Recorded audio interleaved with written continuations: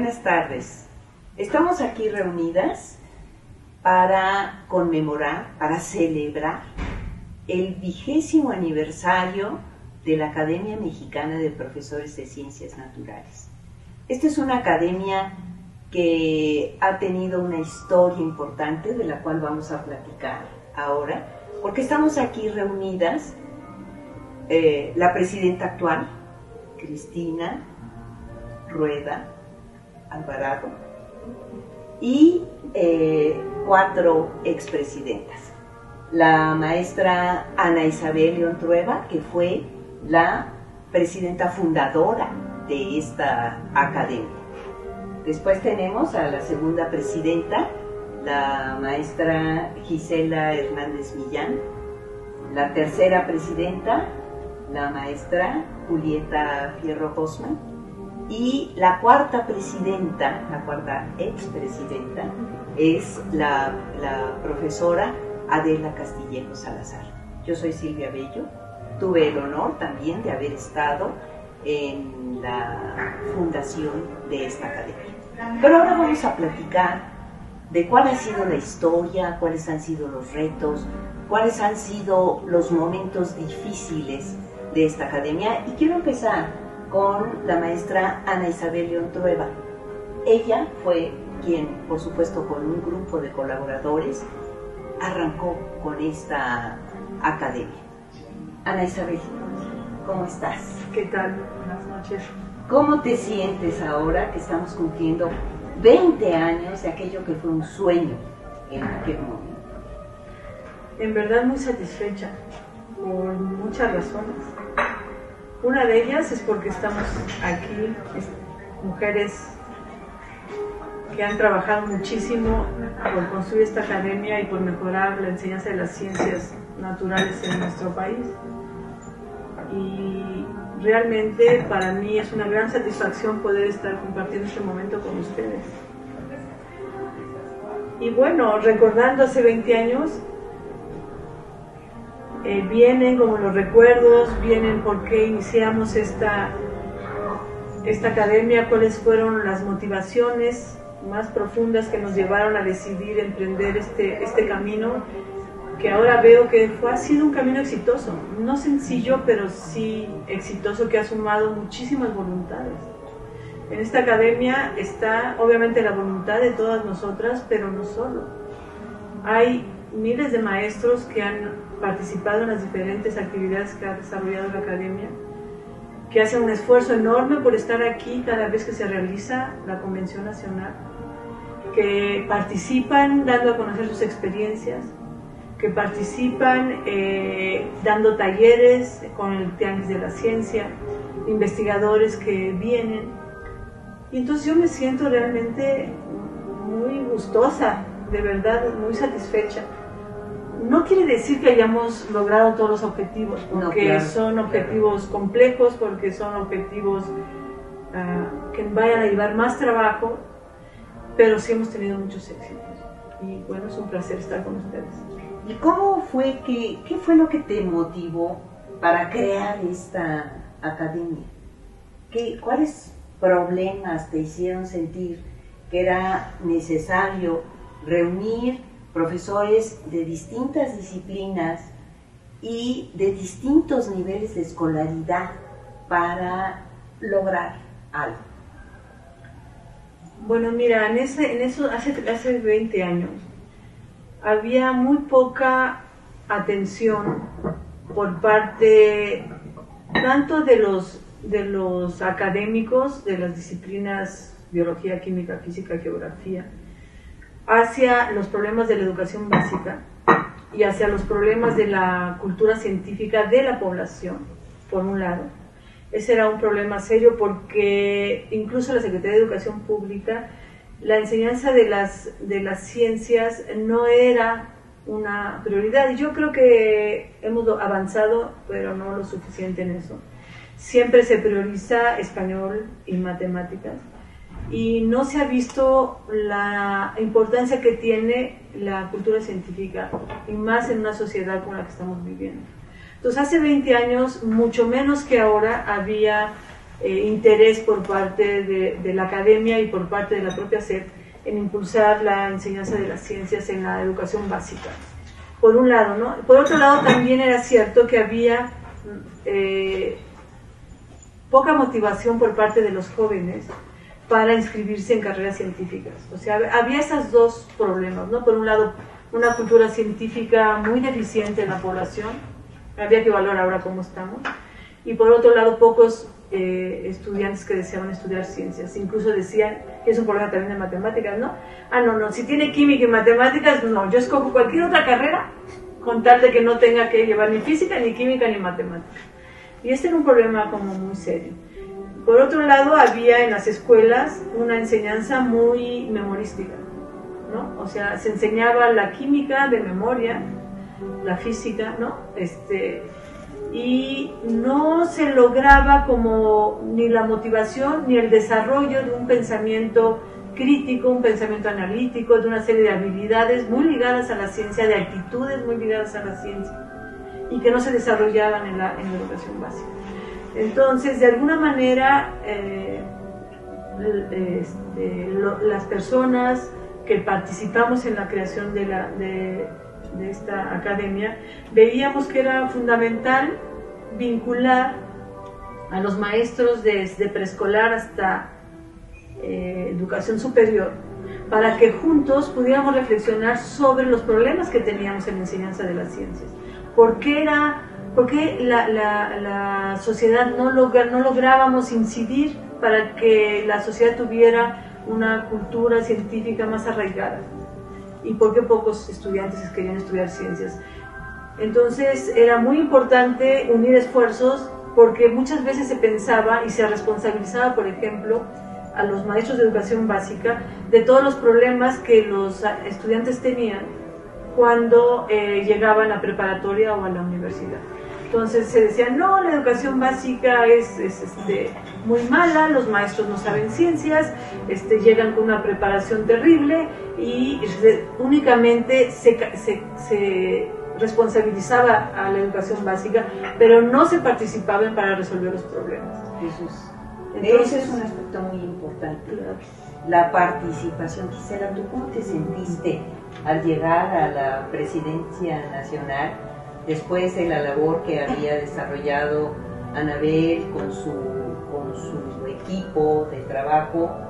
¿Y cómo te sentiste? ¿Había habido un cambio ya en esa situación?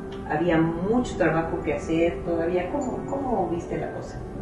Bueno, lo que sí ocurrió es que estuve también en la fundación, la academia, claro, allá en Ecatepec.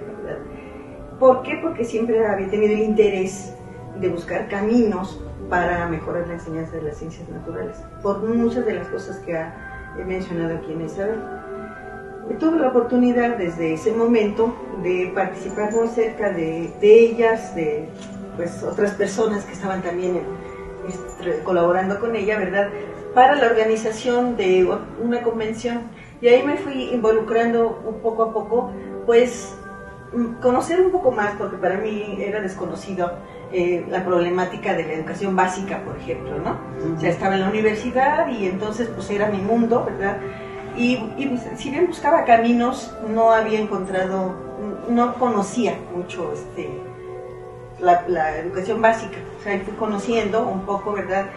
Y bueno, observando el trabajo que eso requería, tratando de continuar con lo que se había planteado. Había proyectos en marcha, ¿verdad? Por ejemplo, de Toshiba, que algún día estuvo apoyando también, ¿verdad? Y bueno, poco a poco conociendo. Entonces, pues sí, siempre es un reto, porque bueno, la labor de Anabel pues fue magnífica, ¿verdad? Y bueno, cuando menos seguir trabajando en ese sentido, ¿no? Entonces, pues seguimos buscando caminos, yo creo que falta mucho por hacer, por ejemplo, porque nos enfocamos mucho en la convención y siento que es como que es el foro, ¿no?, donde los maestros se reúnen y participan, escuchan a los investigadores y eso, pero siento tal vez que faltan canales para realmente que eso sea más efectivo y que no se reduzca nada más a que sea en la convención. trabajo en los estados, que también se ha estado haciendo, pero desde el principio, ¿verdad? Tratando de que se incorpore toda la república, todos los estados, ¿verdad? Es una labor, yo creo que es muy difícil, pero que poco a poco se ha ido logrando. Ahora Cristina nos dirá, pues, cuántos estados están ya trabajando dentro de la academia fuertemente, ¿verdad? Pero sí ha sido así como una labor, pues, lenta, pero yo creo que bien, cada vez es más reconocida, yo creo, el trabajo que nosotros hacemos como docentes, que en la misma universidad no es muy reconocido, pero que de alguna manera nosotros hemos estado, pues, hablando, ¿no? Para que se reconozca. Entonces siento que cuando menos dentro de la universidad, en algunas facultades, pues eso se va logrando poco a poco. Julieta, tú que eres especialista en divulgación de la ciencia y que has vivido también muy de cerca estos problemas, que has vivido en carne propia, este asunto de la falta de cultura científica, la falta de valoración del trabajo que se hace desde la universidad hacia lo que está mencionando Gisela. ¿Tú crees que sí se ha ido abriendo camino, que se han ido obteniendo logros? Por supuesto, nos falta mucho que hacer. La población sigue creciendo, pero ¿cómo te sientes tú al respecto después de haber sido presidenta, la tercera presidenta? Antes que nada, yo me muevo gracias a todas estas mujeres, porque desde la primera convención yo te vi y me deslumbraste. Y esta mujer, ¿de dónde la sacaron? Y luego Gisela con esa paz, tranquilidad. Ustedes nunca se quejaron de que era muy difícil conseguir recursos, que los maestros llegaban apenas, que a muchos no les daban permiso de ir y ahí llegaban. Y finalmente las cuentas salían. Los congresos de científicos siempre hay un comité local de 150 personas, un montón de donadores, y ustedes no. Ustedes lo hacían claro, a poquitos y metiendo sus tarjetas de crédito, en fin. Así es que mi motivación para estar en esta academia y para entrar con ustedes son ustedes mismas. No lo han mencionado, pero 4 de ellas son de la Facultad de Química, de la UNAM, y ellas han sido el soporte de este grupo, porque siempre están sólidas ahí, siendo voluntarias para los trabajos, no le dan la vuelta a las broncas, son muy organizadas, las conocen muy bien en todo el país, y esto ha hecho que cada vez que una convención sea en un estado diferente, se levante el estado. Y es increíble cómo convencen al administrador local que haga esto sin grandes apoyos, simplemente por la pasión de hacer. A mí también me preocupa mucho el problema de la falta de entusiasmo por la ciencia en México. Yo creo que uno de los problemas, tú mencionabas no involucrar a los maestros, yo pienso que hay que involucrar a los padres de familia. Yo creo que si la mamá no le enseña a hablar al niño y le corrige, a ver, mijito, no se dice así, el problema de la educación nunca se va a resolver, porque les estamos cargando esa responsabilidad extra a los profesores de preescolar. Es decir, el problema empieza en la casa. Yo creo que necesitamos más escuelas de tiempo completo, donde las mamás estén tranquilas, porque el niño ahí le dan de comer, lo cuidan, hace deporte, hace la tarea y llega cansado a su casa. Y un niño cansado es un niño bueno. Hay que ponerle la tele. Un niño aburrido, pues ¿qué hace? Ve la tele, se mete en broncas. Necesitamos eso, necesitamos articular el sistema educativo. Necesitamos que las prepas les platiquen a los de preescolar. Necesitamos no cargar las manos a las mamás, ayudarlas en caso de que lo necesiten con este tipo de opciones.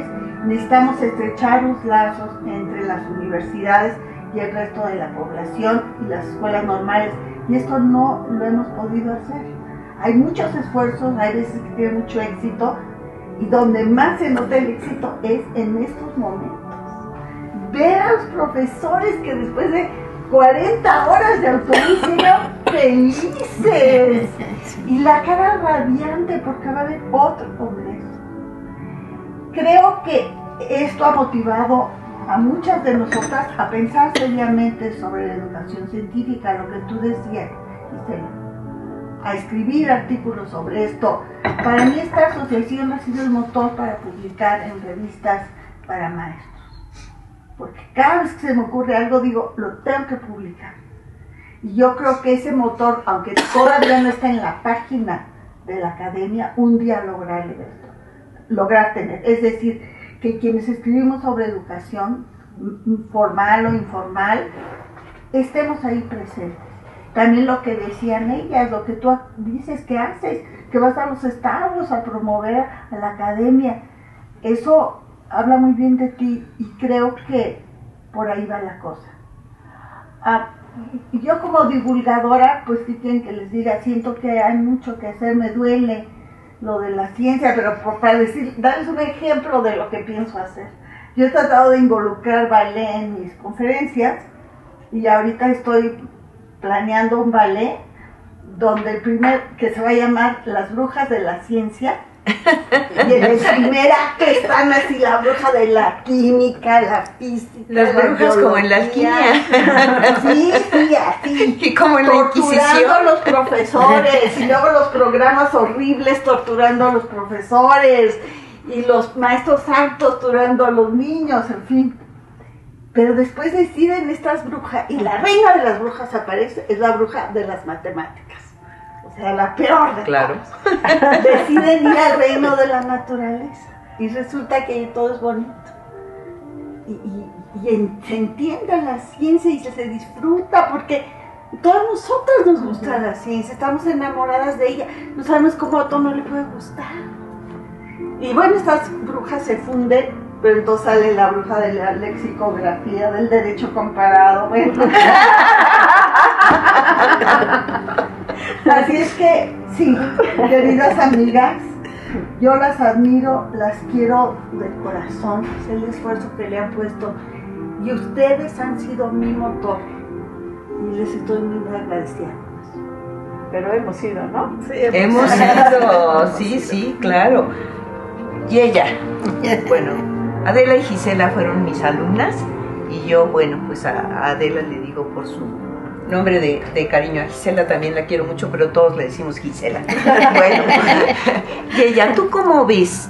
¿Sientes que el camino que estamos construyendo está bien pavimentado, está dirigido hacia donde queremos llegar con una mejora en la educación, con el apellido de científica, pero con el nombre de educación para la población, ahora en México, porque somos una academia mexicana, pero que esto pueda trascender hacia otros mundos? ¿Cómo lo ves? Bueno, yo lo primero que quiero decir es que también estoy muy agradecida porque todas las que están aquí me pidieron que fuera presidenta de la academia y lo fui con mucho gusto. Me quejé mucho porque es mucho trabajo. De gratis. Un trabajo voluntario muy valioso, que yo creo que eso tiene de gran valor, el que cantidad de profesores de todos los estados, de todos los niveles, ayudan para que se lleve a cabo este trabajo. Pero bueno, todas nosotras tenemos mucho otro trabajo que hacer, tenemos alumnos que atender, yo he tenido muchos cargos, he sido funcionaria durante muchos años, entonces sí me quejé amargamente de haber dicho que sí, pero trabajé duro con el apoyo de todos, porque eso es muy importante, de todas y de todos. Yo creo que sí, que efectivamente la academia ha tenido muchos logros, que hemos luchado juntos y juntas sobre todo para lograr que la educación en nuestro país mejore, la educación, no solo la educación en ciencias, que nos falta mucho por hacer porque simplemente las estadísticas y todo lo que vemos en nuestro país lo muestra. tenemos que lograr que el Estado, el gobierno, se interese verdaderamente por la educación, porque el principal problema de la educación también tiene que ver con la pobreza que tiene nuestra gente. La gente no llega a las universidades ni estudia suficiente porque tiene que dejar de estudiar para poder trabajar y vivir, y eso es muy triste, la verdad. Entonces yo creo que es un esfuerzo muy grande, pero que tenemos que seguir en él. Me parece que tenemos que involucrar más a las personas que toman decisiones importantes. Me parece que la docencia en nuestro país no está reconocida en ningún nivel. A nosotros nos evalúan, a los que somos profesores de corazón, nos evalúan fundamentalmente porque publicamos, porque escribimos, porque nos citan, pero jamás nos evalúan por de veras qué tanto aprenden nuestros alumnos, qué tanto logramos que nuestros alumnos después lo que aprenden lo apliquen en la vida, qué tanto logramos que los valores que adquieren con nosotros trasciendan. En general, a las autoridades no les importa si nosotros llegamos puntualmente a nuestra clase, si asistimos, si la preparamos. Si tenemos 75 alumnos en un grupo de primer semestre de las carreras de la Facultad de Química, no se valora eso, no se valora si empiezan esos alumnos y terminan bien, lo valoramos nosotros, lo valoramos los alumnos también. Yo, por ejemplo, tuve el honor de tener a Silvia de maestra cuando he estudiado el primer año de la carrera de Ingeniería Química, y la recuerdo como una maestra, como sigue siendo, cumplida, trabajadora, dedicada. Me dio un ejemplo a seguir, ella y muchos más maestros. Y yo creo que eso es muy importante. El principal recurso que tiene nuestro país es la gente, y dentro de la gente los que formamos a esas personas. Recientemente mi grupo de alumnos en la Facultad de Química General 1, me decían: maestra, es que a usted sí le gusta enseñar, ¿verdad? ¿Le gusta ser profesora? Pues sí, que te gusta, la verdad es que me gusta, y hago toda clase de malabares para que estén contentos. Llego y lo primero que les digo es: quiero que disfruten la clase, quiero que aprendan, quiero que cuando salgan de aquí le comenten a todo el mundo lo contentos que estuvieron en la clase. Eso parece que no le importa a mucha gente. Yo sí creo que aprende uno mucho más si hace las cosas estando feliz, si disfruta de su profesión. Entonces, bueno, en esta academia eso tenemos que lograr, que nos valoren adecuadamente. Y no me refiero al dinero, es mucho más que eso, que valoren la importancia que tiene un profesor en cualquier lugar del país, el esfuerzo tan grande que hace y lo que impacta a la sociedad. Y yo creo que eso es lo más importante que podemos enseñarle a la sociedad, y una academia mexicana de profesores de ciencias naturales, bueno, pues tiene que cumplir con ese objetivo.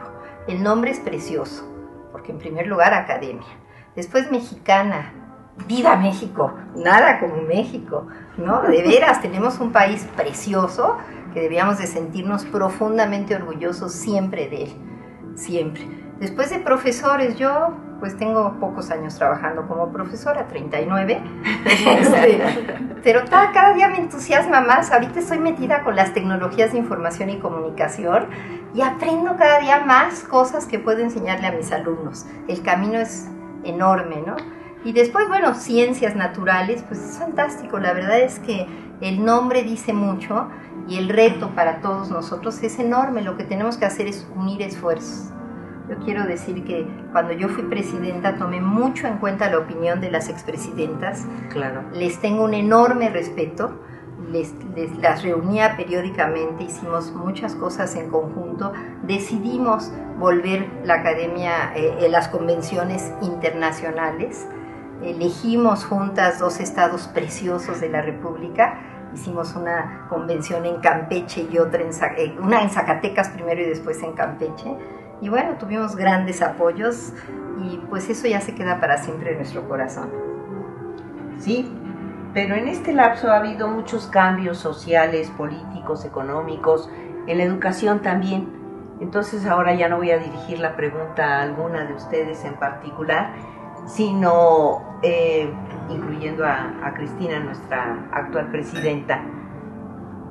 ¿Qué le falta a la academia? ¿Qué retos tiene que enfrentar en estos momentos que casi siempre se identifican como de crisis a nivel mundial México no se queda atrás en este asunto de la crisis.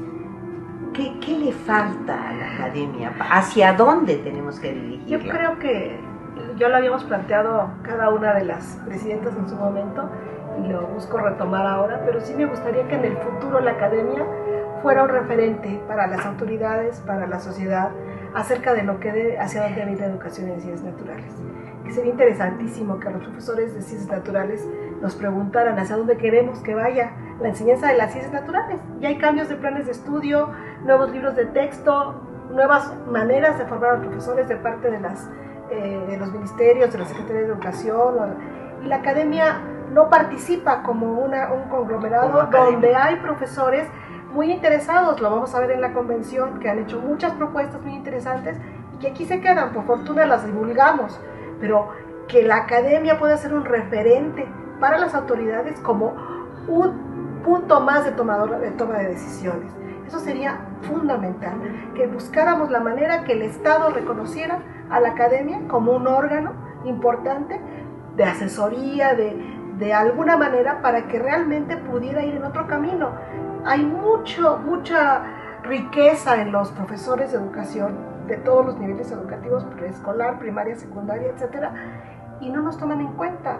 Y yo pienso que esa parte es muy importante. Se diseñan los planes de estudio, a veces estos planes de estudio son buenos, son malos, pero el profesor no tiene posibilidades de elegir si quiere ir por otro camino, porque no es escuchado. Entonces, si la academia fuera ese foro y pudiera llegar hacia los tomadores de decisiones para decirles que este grupo de profesores quisiéramos, por la experiencia que tenemos, por lo que hemos vivido en la academia, hacia dónde podría ir la educación en ciencias en México, sería muy valioso. Eso a mí me gustaría muchísimo que lograra suceder.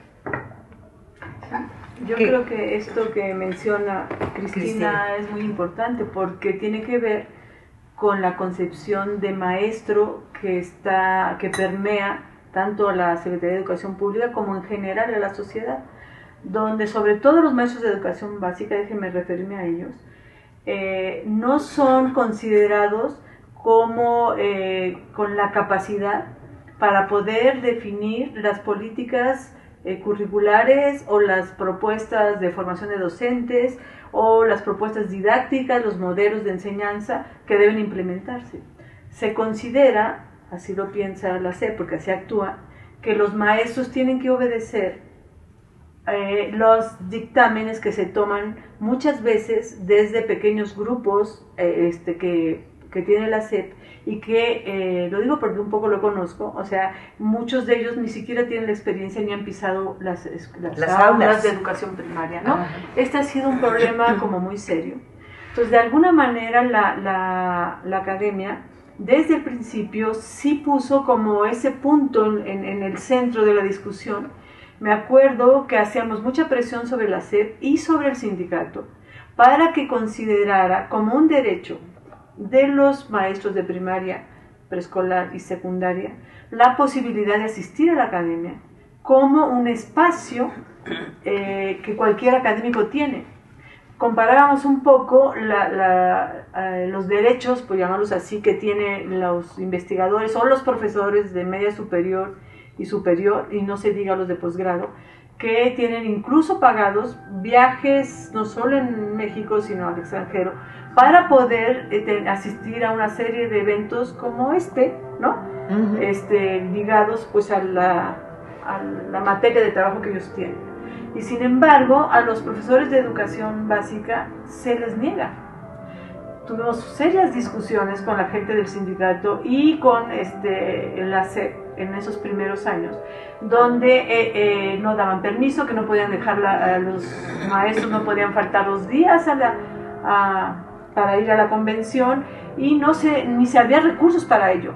Eso creo que logramos abrir un espacio, pero no hemos logrado institucionalizarlo. ¿Qué quiero decir con esto?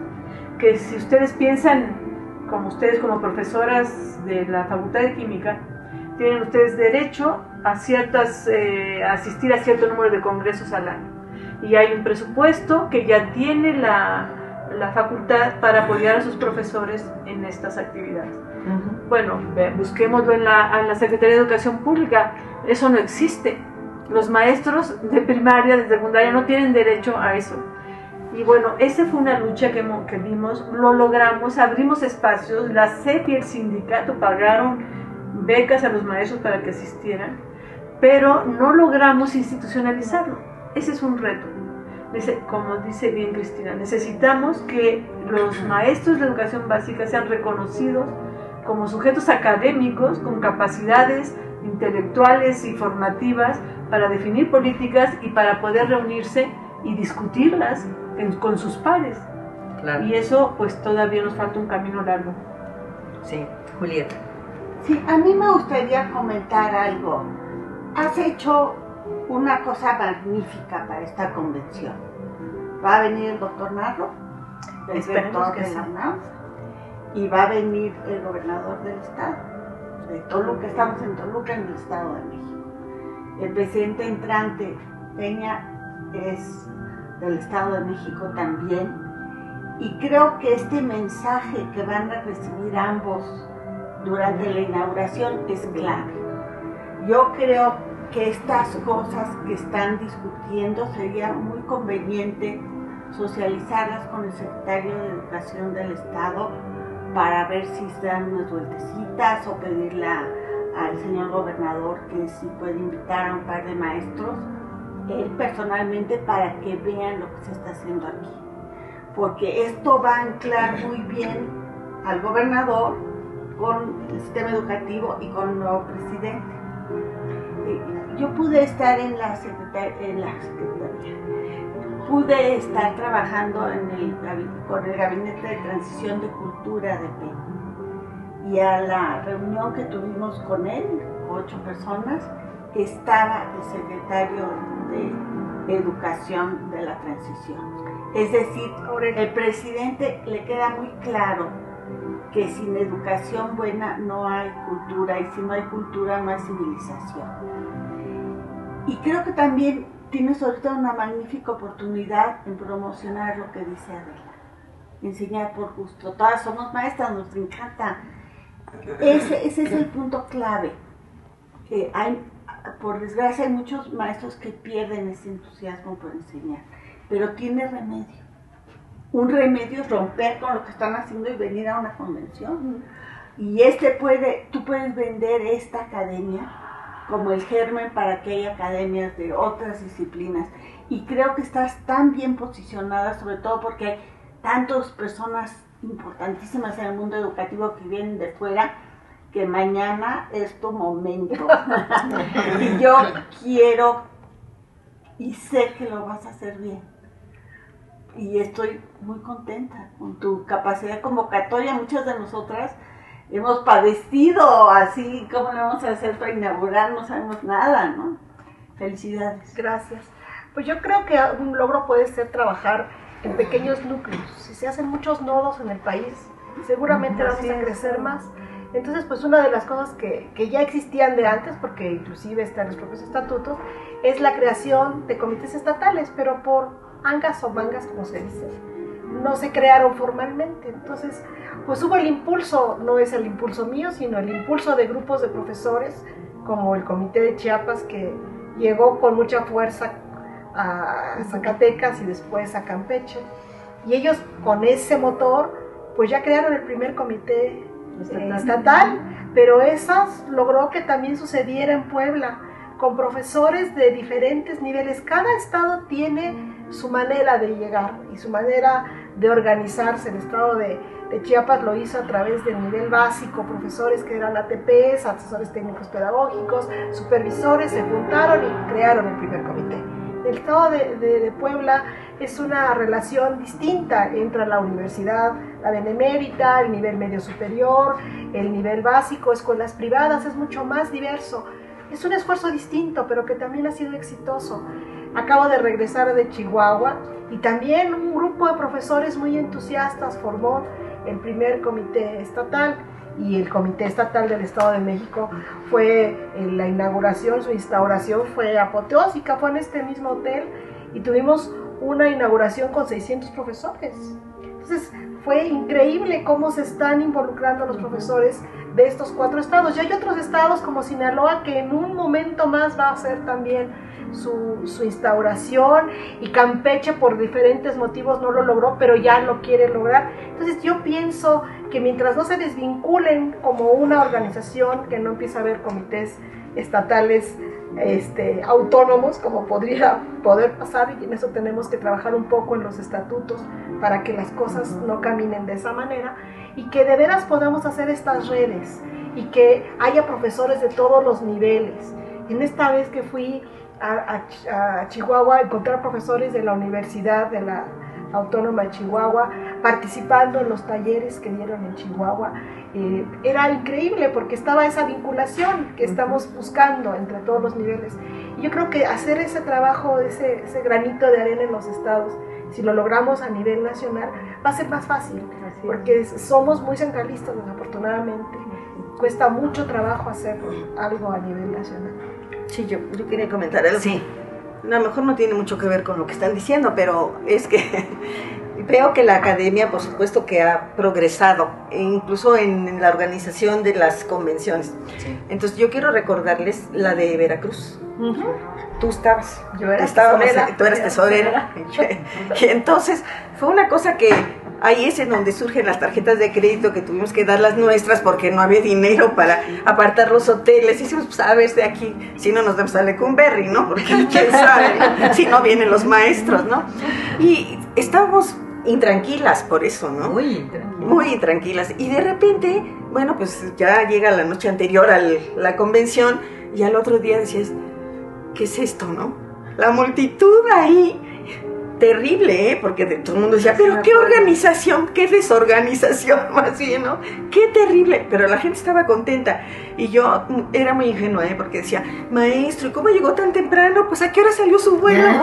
Decía, maestra, nos venimos toda la noche en autobús. Sí, claro. Entonces te vas, sí, ¿no? Porque llegan los profesores de verdad con un entusiasmo, y así, ¿no? Desde lejos, en autobuses que su institución se los proporcionó, o ellos lo contrataron, o lo que sea, pero fue difícil, y yo veo ahora que ya hay un camino que de alguna manera, pues cada vez va siendo más fácil, ¿no? Esto, porque si aquello lo recuerdo y digo, bueno, no sé si lo volvería a hacer. Sí lo volverías a hacer, te conocemos y sabemos que sí, que ya. Yo estoy de acuerdo con todo lo que han dicho, me parece muy bien que pensemos en que la academia sea un referente, en todo lo que se ha mencionado estoy de acuerdo, y también veo lo que ha sido muy valioso en esta academia es que quien llega no destruye lo que hizo el otro, eso es sino construye sobre lo que había, y eso sí. Ha sido muy valioso. Sí. Pero yo soy más ambiciosa. Para mí, lo que yo quisiera que pasara con la academia es que lograra que la sociedad reconozca el valor tan grande que tiene un profesor. Eso es lo que yo creo que deberíamos de lograr, porque somos vitales para la sociedad, los profesores en general, y mientras están más abajo, niveles preescolares más abajo, más importantes son. Debería de haber mucho más recursos de todo tipo, humanos sobre todo, para apoyar a los profesores y para valorarlos, para respetarlos en todo lo que valen. Eso es muy importante. Para mí ese sería el sueño fundamental. ¿Puedo hacer un comentario mismo? Si creyera yo en cosas anormales y vibraciones, yo te diría que estamos en la idéntica frecuencia, igual porque viniste de verde, color de esperanza, no, color de extraterrestre, que siempre tienen antenitas verdes, ¿no? En tu caso son coquetos aretes de jade. Yo voy a dar un taller sobre felicidad y mandé componer una salsa, una música que se llama Felicidad, que es para los buenos maestros. Y ahora ya hablé con el compositor y le dije que también queremos una cumbia. Porque estoy totalmente de acuerdo contigo. Número 1, hay que usar la felicidad. Pero número 2, los maestros se tienen que sentir que valen la pena. Sí, que son a todo dar, que les estamos agradecidos de toda nuestra vida. Por eso estamos aquí nosotras. Claro. Por los buenos maestros que hay en todo el país.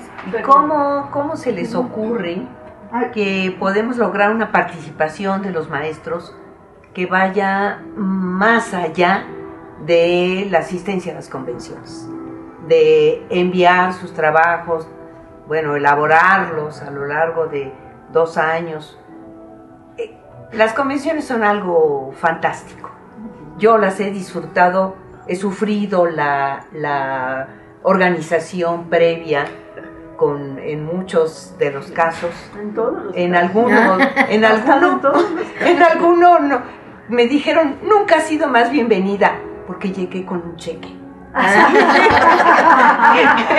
Llegué con un cheque, claro, no era mío.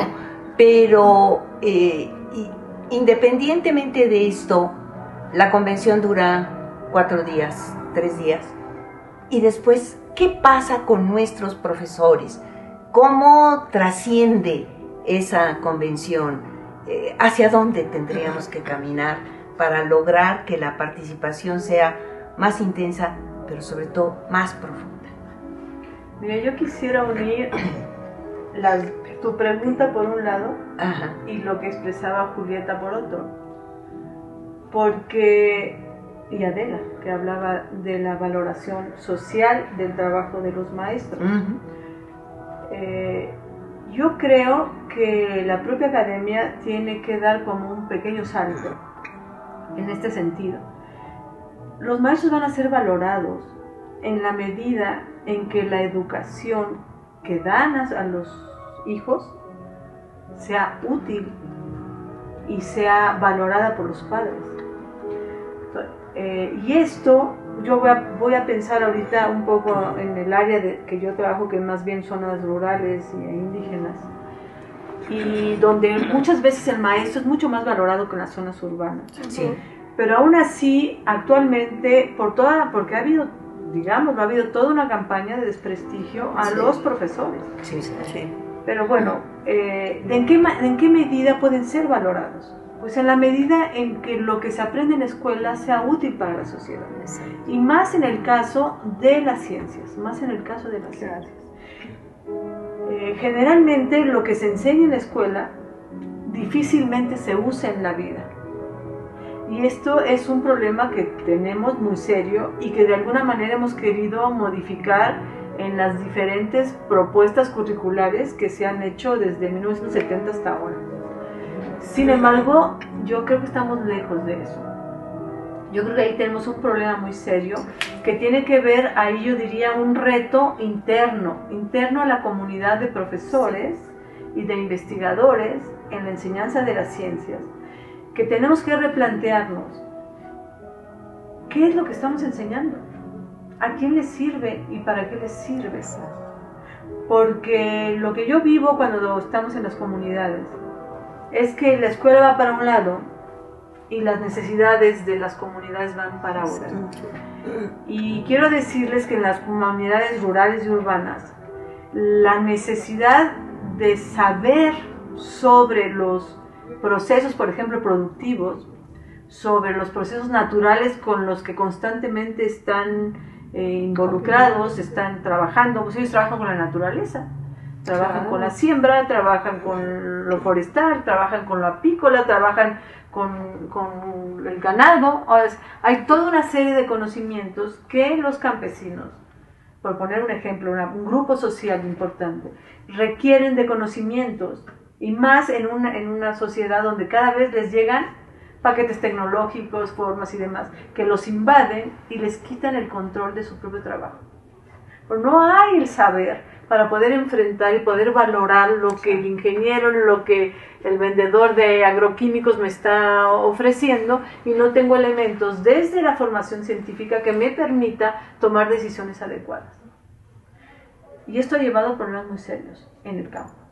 Entonces, ¿en qué medida los profesores van a ser valorados, por ejemplo, los profesores rurales, en la medida en que lo que enseñen sean útiles no solo para los chicos que están en la escuela, sino para los padres de estos chicos que están trabajando en el campo?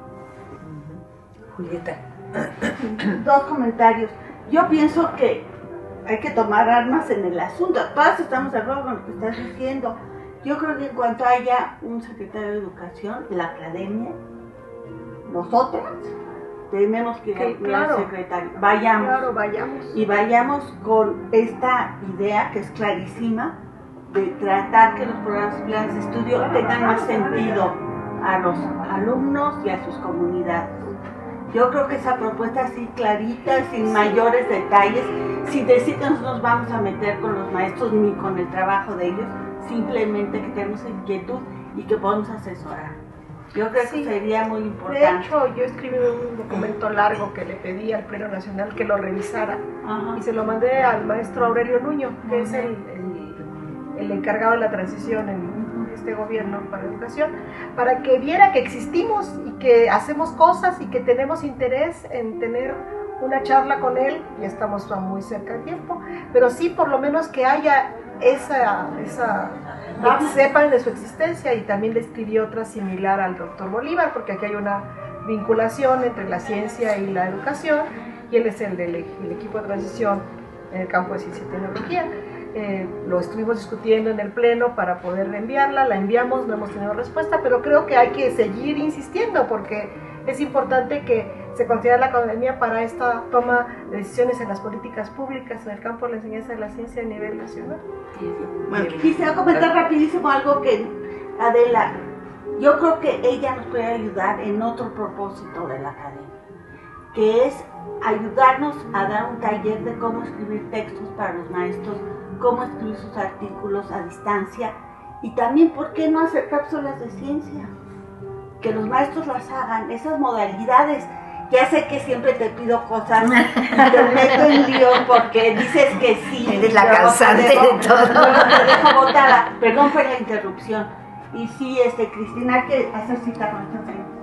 Adelante. Yo creo que hay un problema serio aquí porque estamos hablando como que en diferentes contextos, o sea, no requieren lo mismo estos niños de los que tú estás hablando, de los niños que viven en Ciudad Nezahualcóyotl o que viven en las lomas de Chapultepec o que viven... Entonces, el problema es que hay un solo programa que es idéntico para todos los niños, no toma en cuenta nada, un solo libro de texto, un solo programa, entonces, a fuerzas desvincular. Claro. Y entonces es difícil, yo creo, pero hay que darle lucha. Pero así lo veo como, no es nada más los niños que viven en... Es que es para todo lo mismo, exactamente, ¿no? Y yo, la verdad, sí me sorprendí alguna vez que fuimos a dar una conferencia acerca de un libro de texto que escribimos, y nosotros acá desde el Distrito Federal y desde nuestro contexto, ¿verdad? Pues pedimos una serie de cosas y queremos que hagan una serie de actividades. Y a la hora que vas allá, te das cuenta que los maestros, o sea, no tienen los recursos, es otro mundo. Y como es otro mundo, pues no nos entendemos muy bien. Entonces, ¿cómo queremos que con un mismo programa sea parejo para todos? Y yo creo que es por ahí también. Pero creo que también nosotros podemos incidir en el campo de la formación docente, porque mi punto de vista es que si tenemos bien formados a los profesores, si logramos que los profesores tengan una buena formación académica actual, van a criticar esos libros de texto, para bien o para mal, y no hay crítica a veces a los libros de texto, no hay crítica a los planes de estudio, y mucho podría lograrse si los profesores estuvieran con mucho más herramientas para formarse en su formación, para esa crítica a esos libros de texto. Entonces, yo siempre he pensado que un profesor bien formado va a ser buen docente, con buenos o malos libros de texto, con buenos o malos programas, porque va a tener herramientas para estar más allá de esos libros de texto. Claro que hay que incidir en que se cambien para los diferentes contextos, pero creo que la incidencia fundamental es en el apoyo a su actualización, y si lo hacemos de manera colegiada entre todos, no de manera vertical, seguramente vamos a tener buenos resultados. Creo que por ahí podría ir la academia también en ese camino. Yo creo que lo que... perdón. Sí, Adela quería hablar. Sí, después de que tú hablaste, yo quería comentar que esta parte de que se miran los resultados, ¿no? El que a los profesores nos deben de evaluar por los resultados que tenemos con nuestros alumnos, ¿sí? ¿Qué hacen nuestros alumnos? Tenemos que aprender de nuestros alumnos y de las comunidades donde viven, porque yo creo que también ese es el error, pensar que los profesores nada más vamos a enseñar y los alumnos nada más van a aprender, y no es cierto. Uno aprende muchísimo de los alumnos y de por ejemplo, en el caso del área rural, estoy segura que llega un profesor y aprende muchísimo de la gente que sabe trabajar el campo, que sabe mucho más que nosotros, ¿no? El cuidado del agua, el cuidado de tantas cosas que nosotros no lo hacemos porque no tenemos necesidad. Y yo siempre he pensado que a los maestros nos deberían de medir por eso, ¿sí? ¿Qué trascendencia tenemos en nuestros alumnos y en la sociedad en que se desenvuelven? Eso es, y no lo hacen.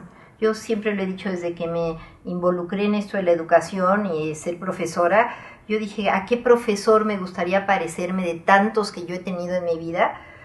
Pues con el que tuve mejores resultados. También es el profesor que tuve más años en mi vida, mi profesor de natación, Mario Tobar.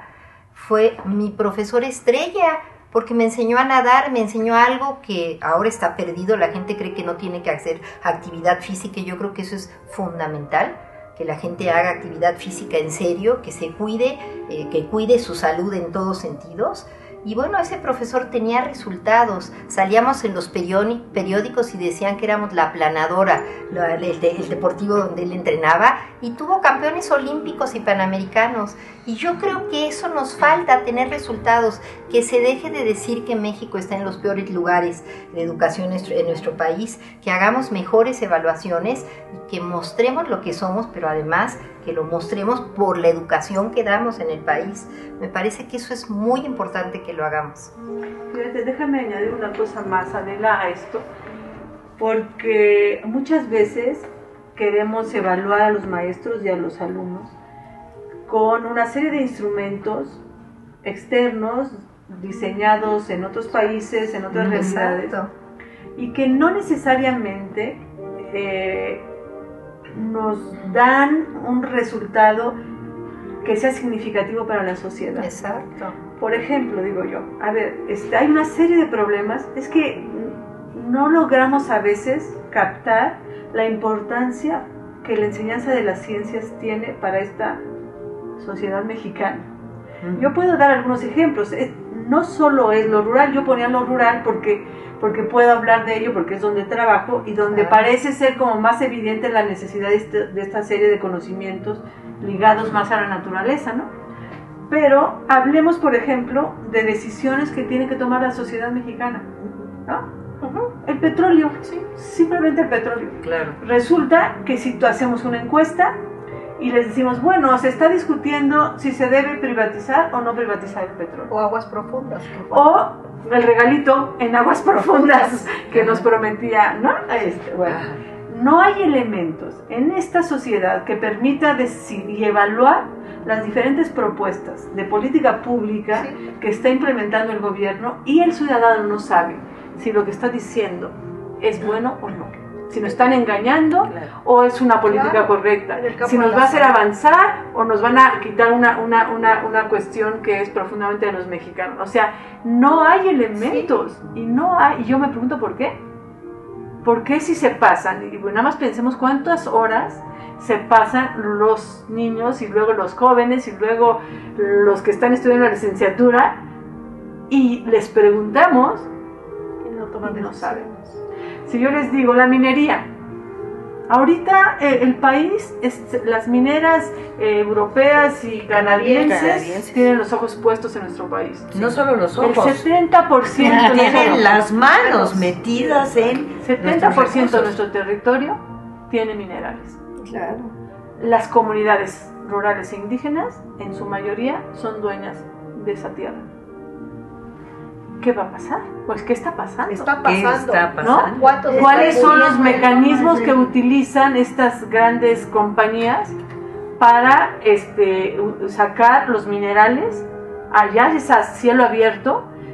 ¿Cuáles son los daños a la salud y al ambiente que esa forma de obtener los metales provoca en las comunidades cercanas? Y nada más díganme si la población cercana sabe. Lo único que sabe es que se tiene que oponer porque eso no suena bien, pero no hay elementos, ¿no? Y yo me pregunto porque soy maestra en el campo de las ciencias, y les pregunto a ustedes si tenemos una academia de profesores de ciencias, y yo digo, hemos logrado, ese es un reto de la academia, que esta sociedad mexicana tenga los elementos para poder defender o no ciertas políticas públicas, que los involucran directamente. Yo creo que estamos muy lejos de eso. Sí. Pero a cualquier nivel, que es lo triste. En cualquier nivel, al nivel superior, que A todos nosotros los hemos niveles. puesto ejemplos en mi clase de Ciencia y Sociedad sobre el asunto de los trabajadores agrícolas que van de la zona de Oaxaca hacia Sinaloa y que usan agroquímicos, y los alumnos toman decisiones poco informadas a veces. Y es muy importante involucrarlos en estos otros temas de política pública, de economía, que está vinculada con la ciencia, que no la piensen totalmente aséptica al contexto, porque si no salimos perdiendo. La ciencia está involucrada en todos estos aspectos y a veces nos quedamos con visiones fuera y la tenemos muy blanquecina, muy pura y pues no está cierto, ¿verdad? Tendríamos que discutir otras cosas. Podemos ver entonces que tenemos retos enormes que enfrentar todavía, pero tenemos el apoyo de estos 20 años de trabajo.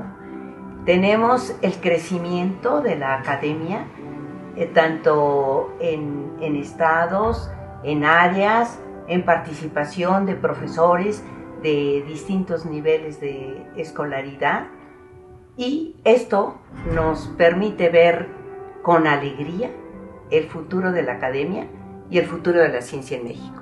Muchas gracias por su participación, ha sido muy interesante y muy enriquecedora. Gracias. Felicidades. Gracias.